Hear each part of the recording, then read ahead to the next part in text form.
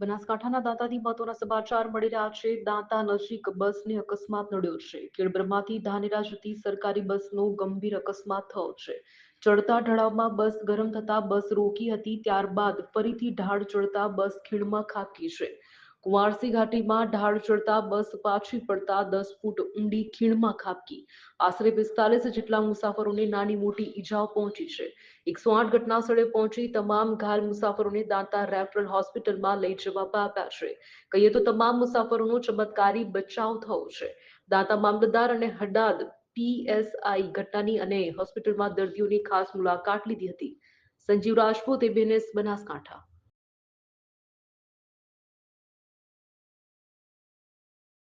पहले तो गाड़ी ऊभी रही।